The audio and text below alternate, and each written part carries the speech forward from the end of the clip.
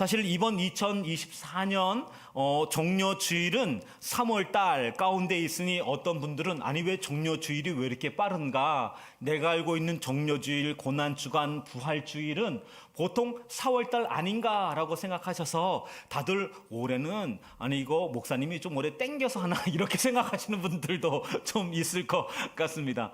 여러분 제가 임의로 땡기는 게 아니고요. 이 절기는 성경에 이 사순절의 6번째 주일을 종료주일로 보내는데요. 이 사순절은 이제 앞에 있었던 여러 절기들, 성탄 이런 여러 절기들을 따져서 이것을 성경학자들이 정의해서 이제 사순절 기간을 보내게 됩니다. 그리고 그 사순절의 6번째 주일을 종료주일로 보내게 되는데 오늘이 그날인 것을 참고하시기 바랍니다. 이 종료주일은 종료주일을 시작으로 해서 고난주간을 보내게 되죠. 그런데 이 고난주간 중에는 이제 목요일이면 예수님께서 체포당하셨고, 그리고 우리가 아는 것처럼 아까도 말씀드렸던 것처럼 금요일 오전 9시에 이제 십자가에 못 박히게 되시죠. 그리고 오후 3시쯤 운명하셨고, 그때 이와 같은 시간을 보내면서 이제 온 땅이 깜깜해졌고, 그리고 예수님 이와 같은 시간이 난 이제 새로운 역사가 시작된 그런 시간들이기도 하지요. 여러분, 종료주일과 고난주간을 보내면서 우리가 이 시간 가운데 우리에게 이 시간, 이 절기가 의미 있는 것은 이 시간을 통해서 십자가의 사랑을 재발견할 수 있는 믿음의 시간이기 때문에 우리에게 중요한 시간이지요. 물론 우리에게 이와 같은 의미로도 중요하고 인류 역사의 가장 중요한 사건으로서도 매우 중요한 시간이기도 합니다. 오늘 우리가 읽은 이 본문의 말씀은 그런 여러 시간들 속에서 사실 시간으로 따지자면 수요일쯤 있었던 그런 내용, 그런 사건들이지요. 우리가 읽었던 1절의 말씀을 제가 다시 한번 읽지는 않겠지만 우리 마가복음 14장 1절을 보면 6월절, 그 이틀이 지나면 무교절과 6월절이라고 했습니다. 이제 6월절이 이제 금요일 시작되어지니 바로 그 이틀 전인 수요일, 이렇게 시간이 되는 것이죠.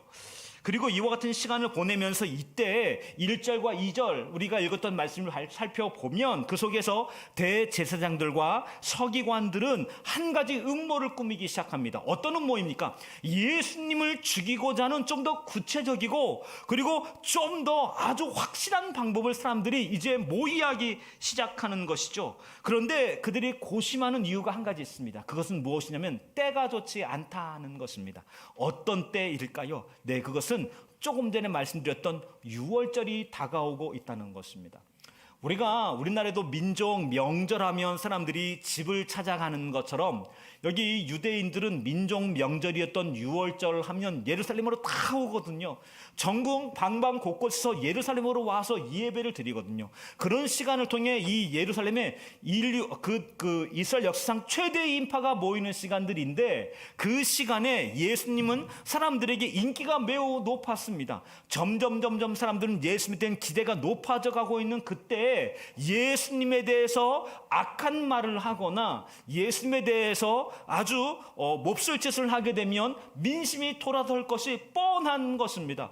제사장들, 그 밖에 서기관들, 수많은 사람들은 민심에 이반한 그 같은 리더십을 갖는 사람들인데 이와 같은 이 사람들이 예수님에 대해서 함부로 대하게 될 때 곳곳에서 오히려 대제사장들을 그리고 서기관들을 비난하게 될 것입니다. 이거 자칫 잘못 아주 서두르다가는 아주 난리가 난 일이 될 것입니다.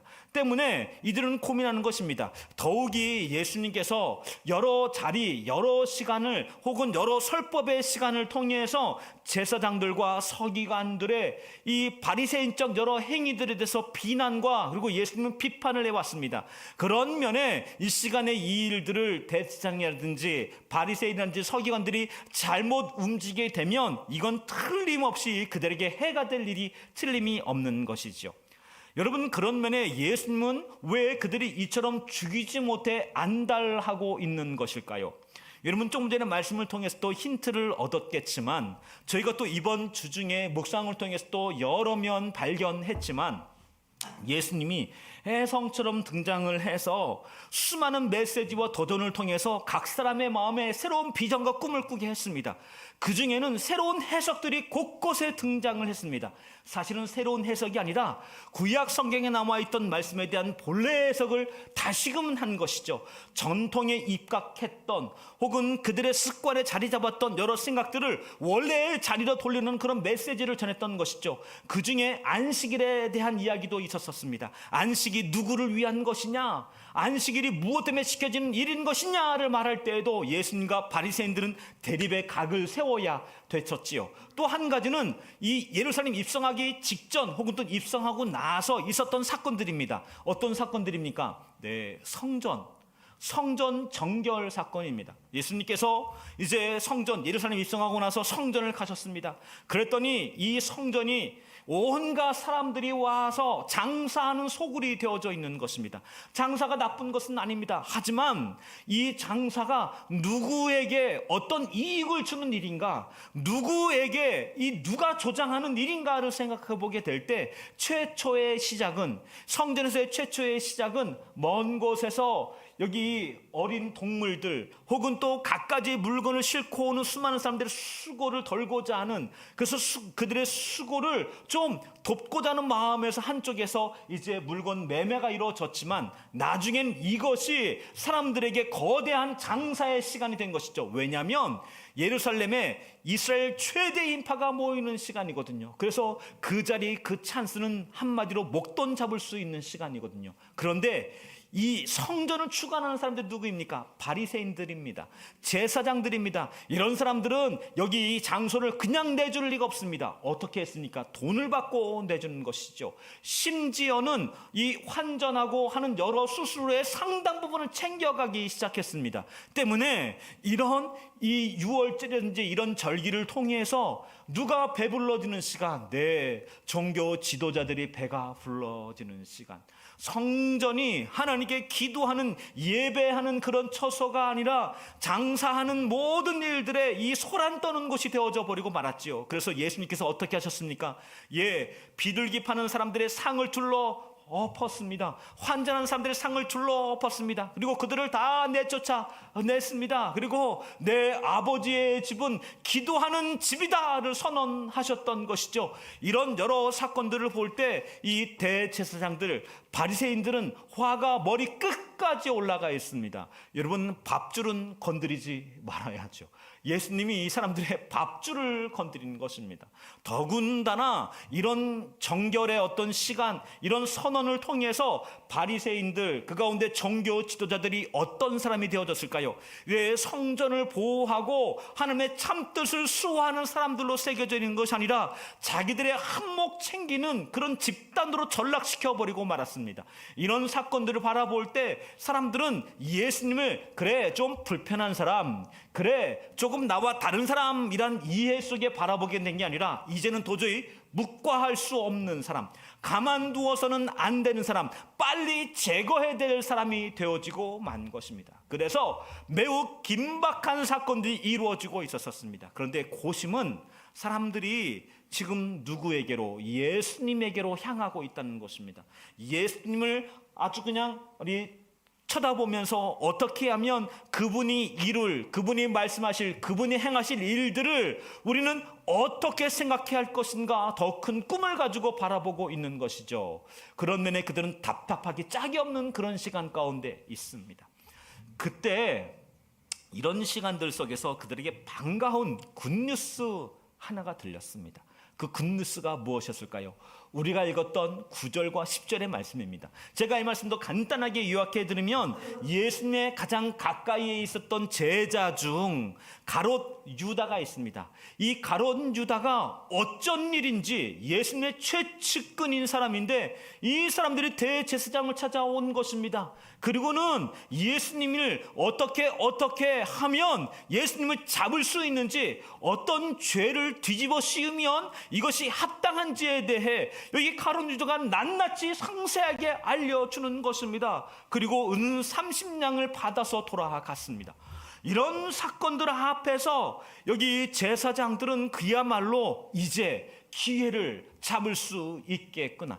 최대 인파가 모여져 있는 이 시간들이지만 이것 잘만 하면 그들에게 유리하게 이 흐름들을 조장할 수 있겠구나라는 생각이 들었던 것이죠. 여러분, 그런 면에 가론 유다는 어떤 사람입니까? 여러분, 이름이 가론 유다가 아닙니다. 가론 유다란 말은 이거 우리 그리옷 지방, 이걸 우리 한국말로 우리가 쉽게 읽은 어떻게 읽는 걸까요? 가롯이라고 말하는 것입니다. 그리옷 지방 출신의 시몬의 아들이었던 유다였던 것이죠. 한마디로 그의 본명은 유다입니다. 가론 유다라고 불려지는 건 우리 그리옷 지방의 유다란 뜻인 것이죠. 이 그리옷 지방의 유다의 이름은 하나님 찬양이라는 뜻입니다. 유다는 예수님과 함께 동행하면서 예수님부터 권능을 덧입었습니다. 그래서 더러운 악한 귀신을 내어쫓는 그런 일들도 경험했었고, 또 본인이 기도하고 손을 얹어 마음을 구할 때 우리 연약한 사람들의 병이 낫는 기적과 은혜도 경험했었습니다. 그렇다면 그는 예수님의 힘, 예수님의 놀라운 권능을 직접 체험했고 직접 경험한 사람으로서 그는 예수님의 가장 안쪽에 있는 사람일 것입니다. 그런데 그런 그가 왜 예수님을 팔게 되어졌을까요? 왜 예수님을 배반하게 되어졌을까요? 사실 이 가론 유다는 우리가 잘 아는 것처럼 예수님 최측근에 있었던 재정을 관리하는 사람이었죠. 그래서 누구보다도 예수님의 여러 가지 행동에 대해서, 말에 대해서, 그리고 또 이 말 너머의 예수님의 의도에 대해서 누구보다도 잘 아는 사람이었었지요. 최초의 만남은 정말, 그리고 그 이후의 시간들은 가론 유다, 이 유다에게 굉장히 흐뭇하고 마음에 아주 만족스러운 시간을 살았습니다. 가론 유다는 열심당원이죠. 열심당원이 누구였었습니까? 유대, 여기 예루살렘 이곳을 로마로부터 다시금 회복시키겠다, 나라를 세우겠다는 꿈을 갖고 있는 사람들이 있었습니다. 근데 이 사람들은 과격한 사람들입니다. 어떤 방법을 써서라도, 무슨 짓을 하더라도 여기 이스라엘이 다시금 이 로마의 식민지로부터 벗어날 수만 있다면 합당하다라고 생각했던 사람들이죠. 그래서 이 열심 당원들 중에서는 암살때도 있었었고요. 그리고 그 암살의 여러 시간들, 이 로마의 중요한 요직자들을 암살하는 일들을 계획하는 일들, 한쪽에서는 정치 자금을 마련하는 사람들, 한쪽에서는 과격하게 시위를 하거나 전투의 여러 일들을 준비하는 그런 사람들도 많이 있었던 것이죠. 그만큼 열성적이고 아주 급진적인 집단, 그 집단 중에 한 사람이 가론 유다였던 것이죠. 그런데 이와 같은 그 유다가 어느 날 예수님을 만나게 되었습니다. 그리고 예수님이 그를 자기의 제자로 초대해 주었던 것이죠. 그런데 예수님은, 만났던 그 예수님은 가난한 자에게로 가십니다. 힘없는 자에게로 가십니다. 자기는 지금까지 수많은 사람들을 보아왔고, 수많은 정치인들을 보았고, 군인들을 보아왔지만 모두 가난한 사람들에 가는 건 한 가지 목적이 있습니다. 그것은 무엇입니까? 환심을 사기 위해서입니다. 그런데 그가 만난 예수라는 사람은 사람들의 환심이 아니라 각 사람의 상함, 각 사람의 부족함, 배고픔을 정말 마음 아파하는 것입니다. 그리고 그들을 돕기 위해 가십니다. 그리고 그들을 치료해 주십니다. 그들을 위한 마음이 눈앞에 절절히 보여지는 것입니다. 그들을 위해 눈물을 흘리시는 예수를 알게 되어지는 것이죠. 그는 그 같은 예수를 바라보면서 내가 지금까지 만났던 그 어떤 사람과 다른, 그 어떤 사람보다 특별한 사람, 그리고 그 어떤 사람보다 가난하고 연약한 사람들을 향한 진실한 마음의 한 사람으로서 나에게 선생, 나에게 놀라운 선지자로 이 유다는 예수님을 만났던 것이죠. 그리고 어느 한 날은 여기 이렇게 바리새인과 더불어서 이 대제사장 그룹과 더불어서 서기관 그룹과 더불어서 아주 강력한 논쟁들을 오고 가고 하는 순간들도 목격하게 되어졌습니다. 그때 가론 유다는 예수님이 남다른 신념이 있는 사람, 남다른 통찰력이 있는 사람, 그래서 예수는 이 땅에 내가 꿈꾸는 이상적인 나라의 비전과 소원들을 이룰 수 있는 그 한 사람으로 이 가론 유다는 예수님을 바라보았게 되었던 것이죠. 점점 예수님께 매료된 한 사람이 되어져 있었습니다. 거기에 어느 한 날은 예수님께서 기적을 우리 베풀기 시작합니다. 치료를 하시는 것이죠. 그건 자기가 지금까지 보았던 어떤 의사보다 탁월했었고 무엇으로도 설명할 수 없는 기이한 현상들이었습니다. 그런 현상들을 보고 있는 예수, 그 예수를 따라다니는 자기, 이런 여러 환경과 시간들 속에서 그는 점점 내가 만난, 그리고 내가 알고 있는 내 인생의 가장 놀라운 기회라고 이 가룟 유다는 생각하게 되어졌습니다. 그러다가 어느 한 날 정점에 다다르게 되어집니다. 어떤 사건들이었었습니까? 네, 예수님이 오병이어의 기적을 베푸시는 것이죠. 어떤 한 소년이 여기에 보리떡 몇 개와 물고기 몇 마리를 갖고 왔는데, 이것을 통해서 그 자리에 있었던 장정만 5,000명을 넘게 먹이고, 그와 같은 이 광주리 12바구니에 먹을 것이 철철 넘는 그런 것들을 보게 되는 것이죠. 그때 한쪽에서 예수님을 단순히 선지자, 선생, 기이한 사람으로 본 게 아니라 한쪽에서 왕으로서, 여기 예수가 우리의 왕이 되면 어떻겠는가라고 하는 사람들의 연호가 시작이 되어진 것이죠. 곳곳에서 예수라고 하는 이런 연호가 여기저기에서 시작이 되어졌습니다. 그때 가룟 유다는 어떤 생각했을까? 야, 내가 드디어 기회가 왔다. 내가 꿈꾸던, 내가 기대했던, 내가 상상했던 것보다 더 놀라운 것을 만드는 한 사람, 더 기이한 일들을 베풀 수 있는 한 사람, 이 사람과 함께라면 난 앞으로 어떤 일을 보게 될지 그것이 기대가 되고 꿈꿔진다라고 하는 그런 열망이 이 가룟 유다 마음 깊은 곳에서 일어나기 시작했습니다. 그런데 바로 그때부터 예수님이 조금 다른 행보를 보이기 시작하는 것입니다. 보통의 자기가 만났던 정치인들, 이 열심당원의 리더십에 있는 사람들, 수많은 사람들이 이와 같이 예수하고 자기의 이름을 연호하면 그 앞에서 사람들에게 주목받기 위한 제스처를 취합니다. 사람들의 마음과 관심이 그 사람에게로 집중할 수 있도록 뭔가 큰 구호를 외치는 거죠. 그런데 예수님은 이 오병이어의 기적, 사람들이 곳곳에서 왕으로 삼고자 하는 연호를 베푸는데 예수님은 제자들을 황급히 챙깁니다. 그리고는 그 자리를 신속히 벗어나는 것이죠. 그런 일이 한두 번이 아니었었습니다. 문둥병자의 병을 치료해 주고 나서 그가 찬양하고 예수를 높이게 될 때 오히려 그를 잠잠하라 말하고 그 자리를 황급히 떠나는 것입니다. 죽은 자를 부활시켰습니다. 그 부모와 자녀가 너무 기이하고 놀라운 일로 인해서 난리가 났습니다. 그런데 예수님은 그에게 잠잠하라 말씀합니다. 그는 그 자리를 황급히 벗어나는 것이죠.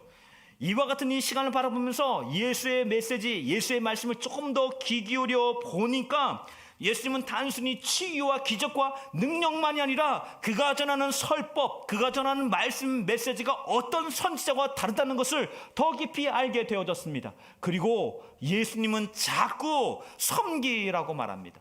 예수님은 자꾸 낮아지라고 말합니다. 예수님은 자꾸 십자가를 얘기합니다. 예수님은 자꾸 자기가 나중에 죽을 것을 말씀하고 있는 것이죠. 그와 같은 그 예수, 처음에는 예수님의 겸손이라고 생각했었습니다. 예수님이 남다른 인격적 덕성이 아주 깊은 사람이라고 생각을 했습니다. 그런데 그와 같은 이 시간을 보면서 점점 이 사람들의 분위기가 예수님에게로 무르익어가는 그때 이 가룟 유다도 조금만 더 무르익으면, 조금만 더 분위기가 만들어지면 이제 무슨 일이든 할 수 있겠다라는 그런 마음의 열망과 소망 가지고 저 예수님이라면 드디어 로마의 이 식민지로부터 이스라엘 한 마음으로 다 모아서 이제 드디어 새로운 나라를 만들 수 있겠다라고 생각했는데 예수님의 이야기를 가만 들어보면 예수님이 꿈꾸는 나라는 로마에 대항하는 나라가 아닙니다. 로마에 대해 싸우는 나라가 아닙니다. 식민지 그것을 벗어버린 일들에 대한 메시지를 전하지 않는 것입니다. 눈에 보이지 않는 하나님 나라를 말합니다. 눈에 보이지 않는 죄로부터의 구원을 말합니다. 눈에 보이지 않는 삶의 족쇄로부터의 자유를 자꾸 말씀하시는 것이죠. 그런 시간들을 보내면서 성전에서의 사건을 보았습니다. 아버지의 집은 기도하는 집이라는 것입니다. 보이지 않는 기도하는 집이라고 말씀하시는 것 같은 예수를 바라보면서 이 가룟 유다의 마음은 커다란 금이 쫙 하고 가고 말았습니다. 예수님을 한껏 기대했는데, 예수님은 한껏 열망했는데, 예수님을 한껏 따라다니면서 이제 드디어 내가 꿈꾸던, 내가 기대했던, 그리고 내가 성취하고 싶었던 그 일을 예수가 해줄 것이라 생각했는데, 자기가 생각했던 나라, 자기가 생각했던 꿈, 자기의 성취와 다른 방향으로 하고 있는 그 예수를 바라볼 때 견딜 수 없는 마음이 이 가룟 유다의 마음 가운데 찾아온 것이지요. 바로 그때 사단이 이 가룟 유다에게 찾아옵니다. 그리고 그에게 어떤 생각을 넣었다라고 성경은 말씀하고 있습니까? 예수를 팔 생각을 넣었다. 예수를, 여기 대제사장들, 예수를 노리는 사람들에게 팔아넘길 생각을 그의 머릿속에 넣었다라고 성경은 말씀하고 있는 것이죠. 여러분, 여기 이와 같은 가룟 유다는 보여주고 있습니다. 자기의 성취, 자기 중심성의 끝이 어떤 결말을 맞이해야 하는지, 자기 중심성의 끝이 어떤 끝을 갖게 하는 사람이 되는지 가룟 유다는 저들에게 철저하게 보여주고 있는 것이죠.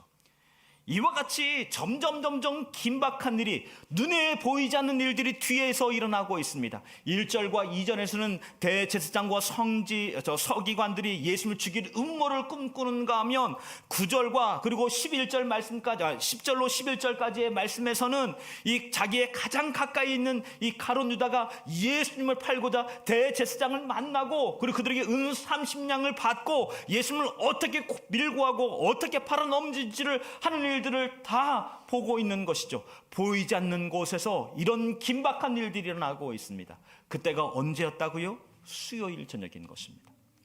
수요일 이와 같은 시간을 보내면서 이 사건들 앞에서 대제사장과 서기관, 그리고 가룟 유다의 이 사건들 점점 암흑이 다가오고 긴장감이 아주 초밀해지고 있는 그 시간들 속에서 예수님의 마음 가운데 탄성을 일으키는, 기쁨의 우습을 주는 놀라운 사건 하나가 들어가 있습니다. 마치 샌드위치처럼 들어가 있습니다.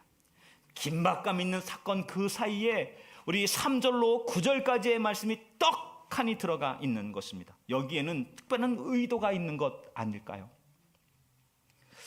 여러분, 그런 면에 이 긴박한 사건들 속에 들어가 있는 그 사건의 내용은 무엇입니까? 우리가 잘 알고 있는 향유 옥합을 깨트린 한 여인의 이야기가 여기에 들어가 있지요. 장소는 베다니 나병 환자 시몬의 집입니다. 이 과거에 이 시몬은 예수님을 만났고, 그 예수님은 나병으로부터 그를 깨끗하게 만들어 주었습니다.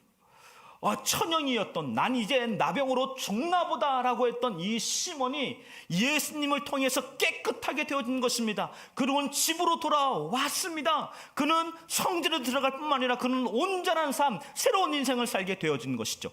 그 같은 감격 속에서 예수님을 지금 자기의 집으로 초대했습니다. 그리고는 큰 잔치를 베풀었습니다. 예수님을 극진히 되고 싶어 했던 이 나병 환자였던 시몬의 마음이 있지 않겠습니까? 그는 자기가 할 수 있는 최선의 음식들로 그는 섬기고 나누고 있었습니다. 그런데 그때 한 여인이 불쑥 그 장소에 찾아왔습니다. 여러분, 우리가 읽었던 성경 본문에는 이 여인의 이름을 말하지 않고 있습니다. 하지만 요한복음에서는 이 여인의 이름을 분명히 드러냅니다. 누구입니까? 마리아라고 말하고 있죠. 마리아는 어떤 마리아입니까? 여러분, 성경에 마리아가 여러 사람 등장하죠. 어떤 마리아를 기억하십니까? 아베 마리아를 기억하십니까? 어떤 마리아가 있으십니까? 나와 있는 이 마리아는, 여러분 혹시 그 나사로, 죽었던 나사로를 살렸던 그 사건 기억하시죠? 그리고 그에게는 여동생 둘이 있었습니다. 이 두 여동생의 이름, 첫 번째 우리 마로 시작합니다. 둘째도 마로 시작합니다. 누구입니까? 첫 번째가 바로 마르다라고 하는 이 언니가 있고요. 둘째가 마리아였던 것이죠. 여러분, 여기 이 시몬의 집으로부터 멀지 않은 곳에 바로 이 나사로의 집이 있었던 것이지요. 그리고 여기 예수님이 지금 누구의 집에 왔다고, 시몬의 집에 왔다고 하는 그 소식을 들었던 것이죠. 그때 이 마리아는 예수님을 찾아왔습니다. 그리고 예수님께 향유 옥합을 깨뜨렸죠. 근데 여러분, 우리가 생각하는 이 향유 옥합은 오늘날 향수병과는 조금 다른 모양입니다. 이 향유 옥합이라고 말했던 이 옥합이라고 말하는 건 조그만한 단지인 것은 분명한데, 이 단지에 이 목이 학처럼 길게 만들어져 있습니다. 그래서 이 나병의 위에 뚜껑을, 이 향유 옥합의 뚜껑을 딱 열고 이 긴 튜브같이 생겨져 있는 고기 그 관을 통해서 향유를 몇 방울 떨어뜨려서 보통 내 몸에 바르거나 혹은 이렇게 외모를 치장하거나 이렇게 했던 것이죠. 그러면 나병을 깨뜨렸다라고 말하는 건 이 목을 완전히 그냥 다 으스러뜨려서 깨뜨려 버린 것이죠. 그것을 그리고 어떻게 했다고요? 예수님의 머리에다가 그것을 다 흘려 버린 것입니다. 예수님의 머리에 철철 넘치게 그 향유, 그것들을 다 흘려 버린 것이죠. 그런데 성경에서는 순전한 향유, 순전한 나드 옥합 향유라고 말하고 있습니다. 그 값어치가 얼마였다고요? 그 값어치가 얼마였다고 성경에 기록되어져 있습니까? 300데나리온이라고 말하고 있죠. 300데나리온이 얼마나 되는 돈일까요?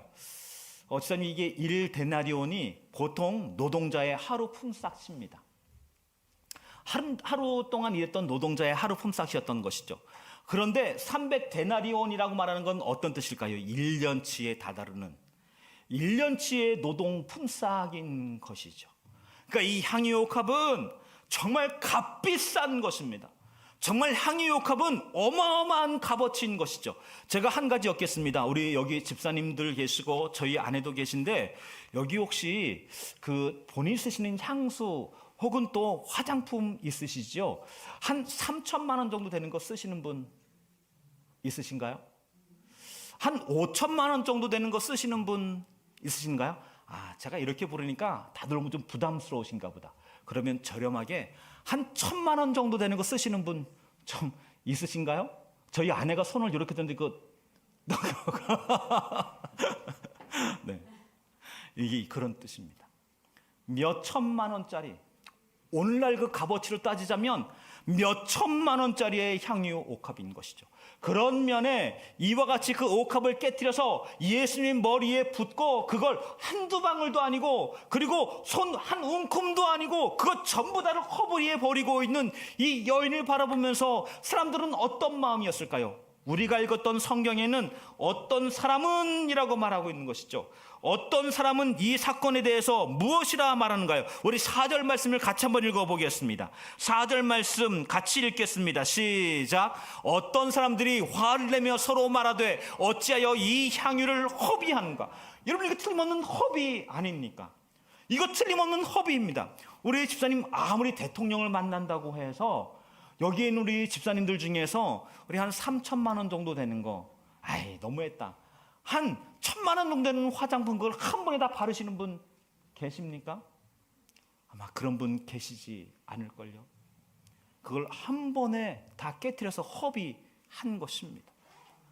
여러분, 그런 면에 이 사람들이 이 향유 옥합을 깨트렸던 이 마리아의 이 이야기에 대해 이구동성으로 저거 허비다, 아니 왜 그렇게 하느냐, 보통 사람들 아무리 귀한 사람이 오면 그 향유 몇 방울 그 손에 떨어뜨려서 그거 자기 몸과 자기 손에 바르게 하는 것입니다. 그리고 그를 향하여 내가 당신을 대접합니다 라고 이처럼 말하는 것입니다. 그런데 그거 전부 다를 한 번에 다 깨트려서 섬겼으니 이 일은 틀림없는 허비 아닌가요? 낭비 아닌가요? 이거 틀림없이 이렇게까지 해야 돼, 이거 과한 행동 아닌가요? 우리는 그런 질문, 그런 생각하는 것이 당연한 것이죠. 그런데 이 일에 대한 예수님의 반응이 너무 놀랍습니다. 말씀을 같이 한번 읽을 텐데요, 우리 본문의 말씀 중에서 우리 6절과 7절 말씀, 우리 8절 말씀까지 같이 한번 읽어보겠습니다. 6, 7, 8절 말씀입니다. 같이 읽겠습니다. 시작. 예수께서 이르시되 가만두라. 너희가 어찌하여 그를 괴롭게 하느냐. 그가 내게 좋은 일을 하였느니라. 가난한 자들은 항상 너희와 함께 있으니 아무 때라도 원하는 대로 도울 수 있거니와 나는 너희와 항상 함께 있지 아니하니라. 그는 힘을 다하여 내 몸에 향유를 부어 내 장례를 미리 준비하였느니라 라고 말씀하고 있는 것이죠.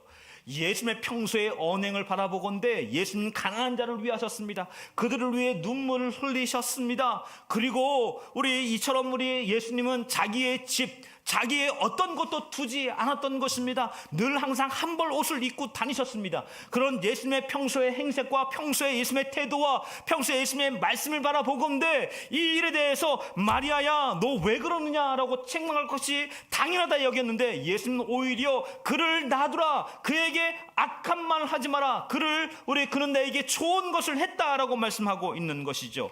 마리아에 대한 예수님의 말씀을 딱 요약하면 어떤 것들입니까? 가만두어라. 그는 내게 좋은 일을 했다. 가난한 자들은 너희와 항상 함께 있지만 나는 너희와 항상 함께 있지 않는다. 그 여자는 나의 장례를 위하여 나의 몸에 기름을 부어 주었다라고 말하는 것이죠. 그리고 9절 말씀도 같이 한번 읽으실까요? 심지어 이렇게까지 말씀하시는 것입니다. 9절 말씀 같이 읽겠습니다. 시작. 내가 진실로 너희에게 이르노니 온 천하에 어디선지 복음이 전파되는 곳에서는 이 여자가 행한 일도 말하여 그를 기억하리라 라고 말씀하시는 것이죠. 제자들이 예수님의 극한의 심부름을 다하고 예수님과 함께 3년을 동고동락할 때에도 그를 행하여 기억하라 라고 하셨던 그 어떤 칭찬도 없었습니다. 그런데 이 여인에게는 그처럼 말씀해 주시는 것입니다. 나의 말이 복음이 전달되는 곳마다 이 여자가 행한 이 일도 기억해 주어라, 전달해 주어라 라고 이처럼 극진히 말씀하시는 것이죠. 여러분 당연히 제자들은 어땠을까요? 당연히 당황했지 않았을까요? 예수님이 사람들이 심지어 왕으로 모시려고 할 때에도 그 자리를 한사코 벗어났던 분입니다. 사람들이 예수님을 대접하려고 해도 그 자리에 늘 도망갔던 분이셨습니다. 사람들이 예수님의 극진한 대접을 하고 싶어서 온갖 것들을 갖고 왔을 때도 예수님 것을 한사코 마다했던 분이셨습니다. 그런데 지금 여기 향유옥합이라고 했습니다. 300데나리온이라고 했습니다. 어마어마한 값어치를 그 머리에 깨뜨렸는데 예수님 것을 기뻐하시는 것입니다. 그것을 칭찬하시는 것입니다. 흡족해 하시는 것입니다. 기념하라고 말씀하시는 것이죠. 여러분 여기에서 예수님은 왜 그렇게 하셨나? 오늘 이것이 우리들의 한 가지 화두인 것이죠. 또 한 가지의 화두는 저 여인은 뭐 때문에 예수님에게 저렇게까지 해야 했나라는 것도 우리는 궁금하게 되어집니다. 첫 번째, 예수님은 저희들에게 이 사건을 통해서 헌신과 섬김의 방향을 선명하게 말씀해 주고 있습니다. 헌신과 섬김이라고 말하는 건 예수님이 주목하신 건 무엇이었을까요? 바로 이 마리아의 섬김의 방향입니다. 헌신의 방향입니다. 무엇입니까? 오직 예수님께로만 집중되어져 있습니다. 여러분과 저희가 잘 아는 것처럼 예수님 옆에는 수많은 제자들이 함께하고 있고 3년이나 동고동락을 같이 하고 있지만 각각이 다 제각각의 계산과 제각각의 생각을 하고 있습니다. 어떤 이는 예수님께 와서 나의 동생과 형을 예수님 오른편과 왼편에 앉게 해 주십시오라고 말하는 것입니다. 나머지 제자들은 그런 말을 듣고는 벌컥 화를 내면서 너가 왜 그렇게 먼저 선 좀 치느냐 이것 가지고 제자들이 갑론을박하며 싸웠던 것이죠. 제자들은 각각 다 꿈을 꾸고 있습니다. 가룟 유다만이 아니라 모든 제자들이 예수님 통해서 한 가지 꿈, 자기의 성취, 자기의 욕망을 다 갖고 있습니다. 그와 같은 그 제자들은 명분으로 예수님과 여러 가지 일들을 행할 때마다 박수치고 환호하고 있지만 그런 일들 하나하나 속에는 무엇이 깔려 있습니까? 나의 생각, 나의 경험, 그리고 내가 성취하고 싶은 것, 그리고 장차 이루게 될 것들을 다 꿈꾸고 있습니다. 그런데 이 여인은 누구에게 집중하고 있습니까? 다른 것 어떤 것도 보지 않습니다. 다른 누구의 판단도 보지 않습니다. 다른 누구의 힐난도 생각하지 않습니다. 무례하게 여겨질 만한 그런 분위기를 생각하지도 않습니다. 누구에게 집중되어 있습니까? 예수님께 집중되어져 있는 것입니다. 예수님 한 분에 초점 맞춰져 있는 이 여인을 바라보면서 예수님은 헌신의 방향이라고 말하는 건, 헌신의 방향이라고 말하는 건 예수 그리스도라고 이 제자들에게 말해주고 있는 것이죠. 두 번째로 이 여인은 왜 그렇게까지 해야 됐습니까? 네, 우리가 잘 아는 것처럼 우리 여기 나사로가 낫게 되어졌을 때 그 일로 인해서 예수님은 아주 놀라운 일들을 행하셨고 그 가족들은 모두 환희에 찼었습니다. 그때 아마 각 사람마다 섬김과 헌신, 고백의 방향이 달랐을 것입니다. 당연히 여기 나사로는 자기의 몸에 예수가 자기를 살린 증거를 갖고 있는 사람입니다. 그는 가는 곳곳마다 예수의 이름을 드러내고 예수가 나를 살렸노라고 자랑하며 예수 이름을 높이는 삶을 살았을 것입니다. 마리아는 어떤가요? 여러분 마르다는 어떤 사람인가요? 여러분 마르다를 오해하면 안 됩니다. 일만 했던 사람이라고 오해하면 안 됩니다.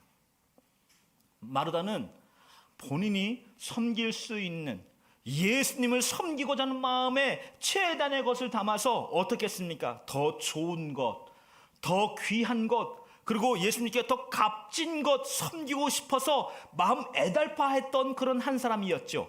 마리아는 어떤 사람이었습니까? 마리아는 그 어떤 것보다 내가 예수님을 섬기는 방법은 무엇입니까?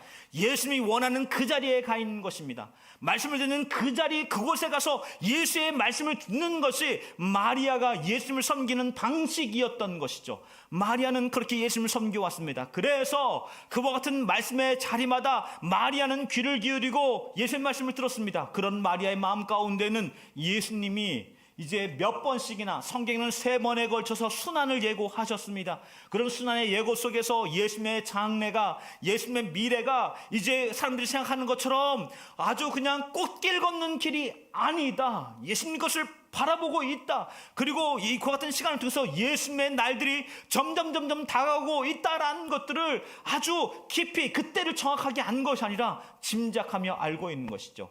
그런 그는 여기 자기 오라비를 살려주신 그 놀라운 은혜, 자기의 가정에 베풀어졌던 이 감격의 사건 속에서 그는 예수님께 옥합을 깨뜨려 드렸던 것이죠. 작은 것으로는 주님에 대한 감사함에 대한, 주님 베푸신 그 은혜에 대한 나의 고백을 다 담을 수 없습니다. 제가 담을 수 있는, 제가 주님께 고백하고 싶은 것은 요만큼이 아니라 저 이마만큼입니다를 고백하는 믿음의 고백이 이 마리아에게 있는 것 아닐까요? 마리아는 그런 마음인 것이죠. 내 일생, 내 인생, 그리고 우리의 가정 전부 다를 새로운 삶으로 초대해 주신 그 예수의 놀라운 그 은혜, 그것이 한이 넘칩니다. 너무 넘칩니다. 그것을 저는 고백할 길이 없습니다. 이런 고백으로 예수님께 향유 옥합을 깨뜨렸던 것이죠. 여기는 무엇이 있습니까? 마리아의 한계를 넘어선 예수님의 사랑이 담겨져 있는 것입니다. 사람들의 한계를 넘어선 예수님에 대한 진한 믿음의 고백이 담겨져 있는 것이죠. 사람들의 평가와 사람들의 상식을 넘어선, 한계를 넘어선 그 사랑이 이 안에 담겨져 있는 것이죠. 그렇습니다. 여기 어떤 여인이었던 여기 마리아는 한계를 넘어선 넘치는 사랑을 예수님께 고백했던 것이죠. 그런데 여러분, 우리가 알고 있지요, 예수님이 우리에게 한계를 넘어선 사랑을 베푸셨던 분이시죠. 한계를 넘었던 사랑을 우리들에게 다가오셨던 분이시죠. 여러분, 십자가 말고 합리적인 방법이 없었을까요? 목숨을 내주는 것 말고 조금 더 현명한 방법은 없을까요? 여러분, 꼭 먹고 알 먹고, 여러분 이런 말이 있지 않습니까? 이것도 취하고 저것도 취할 수 있는 방법은 없었을까요? 예수님은 그런 방법을 취하지 아니하시고 한계를 넘어선 사랑으로, 하나님도 한계를 넘어선 사랑으로 그 아들을 십자가에 못 박히도록 내어 주었던 것이죠. 한계를 넘어선 사랑으로 우리에게 다가오신 것입니다. 여러분, 투자가 무엇입니까? 우린 누군가에게 무엇을 베풀고 나눠줄 수 있습니다. 투자라고 말하는 건 되돌아올 것을 기대하는 것이죠. 그리고 그것을 통해서 우리 얻게 될 이익과 그리고 여러 가지 좋은 작용들을 꿈꾼 것을 투자라고 말을 합니다. 투자에는 항상 한계가 있습니다. 이것 가성비, 이것 넘어서는 건 손해가 되는 일들 있는 것이죠. 때로 이 땅에 있는 사람들은 무언가를 할 때 이 투자의 개념으로 어떤 것들을 진행하게 되어지죠. 그런데 예수님은 이 투자의 개념이 아닌 여기 이와 같은 낭비로, 허비로 우리에게 십자가의 사랑을 전달해 주고 있는 것이죠. 허비가 있었기 때문에, 낭비되어졌기 때문에 우리는 그것을 사랑이라고 말하는 것입니다. 낭비요, 허비였기 때문에 그것은 넘치는, 한계를 넘어선, 한계를 극복한, 한계를 초과하는 드림이었기 때문에 오늘 그것을 사랑이라고 말하는 것입니다. 십자가는 한계를 넘어선 사랑입니다. 한계를 초과한 사랑인 것이죠. 한계 안에 담겨지지 않는 사랑이기 때문에 오늘 그것을 우리는 예수님의 우리를 향한 놀라운 사랑이다라고 우리가 고백하는 것이죠. 여러분 이거 아시나요? 여러분 예배의 정의가 무엇입니까? 하나님 계시에 대한 인간의 전인격적인 반응이라고 말을 했습니다. 이 마리아는 예수님에게 예수의 사랑, 예수의 말씀에 대한 전인격적인 반응으로 예수님을 예배한 것입니다. 그의 장례를 준비한 사람, 예수님 그렇게 평가하셨지만 마리아는 자기가 할 수 있는 최선의 것으로 어떻게 했다고요? 예수님을 예배하는 사람이었던 것이죠. 여러분 예수님도 예배하셨습니다. 하나님을 예배하셨지요. 하나님의 사랑에 대한, 이 땅에 대한 이 백성들, 상한 백성들, 죄악에 가득한 백성들, 이 정말 죄악의 전인격적인 오염과 악함이 가득한 이 땅에 대해 하나님의 계시가 내려왔습니다. 그것에 대해 이 잔, 아버지의 잔, 아버지의 뜻대로 하옵소서라고 고백하면서 아버지의 뜻, 아버지의 계시 앞에 본인이 할 수 있는 전인격적인 반응의 역사가 무엇이었습니까? 네, 십자가였던 것이죠. 예수님이 십자가를 통해 하나님을 예배하셨습니다. 여러분 이번 한 주간 우리에게 그런 시간 되어졌으면 좋겠습니다. 주의 사랑 앞에 주님을 예배하는 한 주간 되어지기를 원합니다. 십자가 사랑에 제가 깊이 물들여지는 한 주간 되어지기를 원합니다. 제 영혼이 주의 놀라운 사랑 앞에서 그 은혜를 하나하나 헤아려보고 그리고 그것 안에 젖어드는 믿음의 시간, 그래서 복음이 재발견되어지는, 십자가가 재발견되는 한 주간 되시기를 주의 이름으로 축원합니다. 축원합니다. 축원합니다.